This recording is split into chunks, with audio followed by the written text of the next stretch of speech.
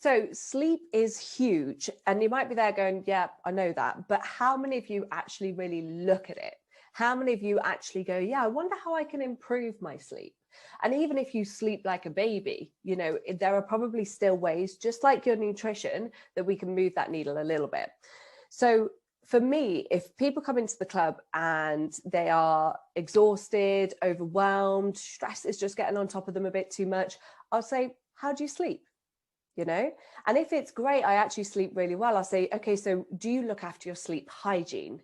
And we've done a complete masterclass in this, and it will be in the main content library. Just type in sleep masterclass and that will come up. So please watch that if sleep is something that you're feeling the need to develop. But even if you sleep well, you know, have you got a calming environment before you go to bed? Do you kind of like offload work from your mind, maybe onto a journal? You know, are you reducing your caffeine cutoff time? So for me, it's no later than 2 p.m. Otherwise, I'm awake till God knows what time. Do you wake up in a calm and controlled manner?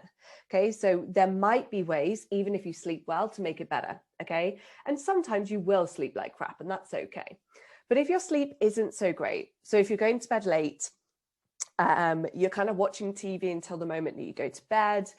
Maybe you're on your phone, which I would say is even worse. You're waking up in the morning quite frantic, checking your phone again. Like, there is a lot of stress around your sleep. And don't forget, your mind never switches off. Dreams are just your mind going. All right. So we need to look at ways to improve that sleep hygiene, because let's face it, if your sleep is off, everything's off.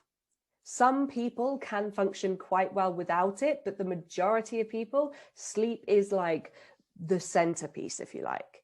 So let's look at it, you know, because if you're finding that your sleep is off and you crave carbohydrates quite a lot, usually sugar, you are snappy and reactive, maybe you're like desperate for caffeine, you can't be asked to move, and probably the worst one of all, you're like self-talk, the way that you speak to yourself in your head is just completely ridiculously like negative, if you like.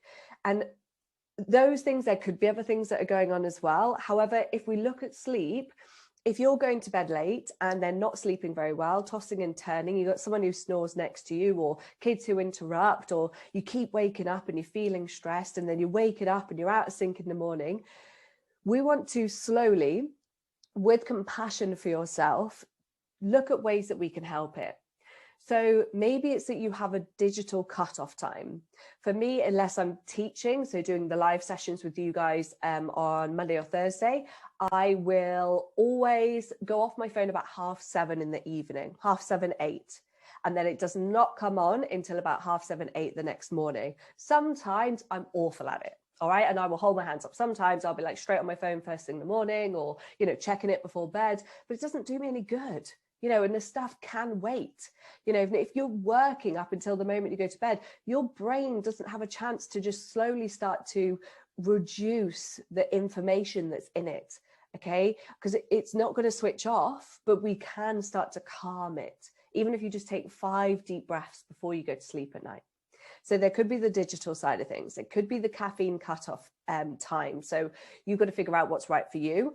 And if we're optimizing the food a little bit more, hopefully you're going to need less caffeine. Like I said earlier, a bit of a wind down time. So instead of watching TV until 11 o'clock and then going straight to bed, maybe you watch TV till 10:30. Then you go to bed, maybe do some journaling, or you might want to read or listen to a meditation is probably one of my favorite things to do. And just let yourself calm down. Take yourself out of that pressure cooker. Also, for me, routine is key. Okay, and routines can change. They don't have to be set in stone. And they will become like rituals for you. So for me, I like waking up on my own. I like waking up in a calm environment.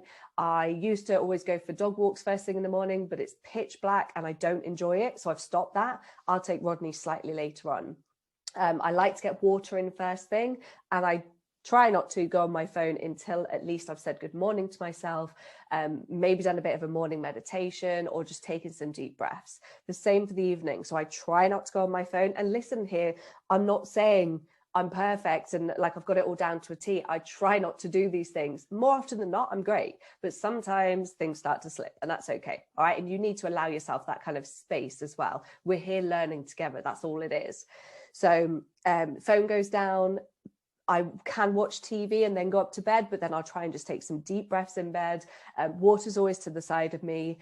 And yeah, it's so simple. Like I've got such a simple routine because it just works well for me. I like to move generally not long after I've woken up, whether that be a walk, whether it be go to the gym and do a workout, or whether it be do some stretches in here. Okay. So these are going to be little things that will help with your sleep. But if you do find that sleep is something that you need to work on, please, please, please go and find the sleep masterclass. And if you're struggling to find it, come and ask us.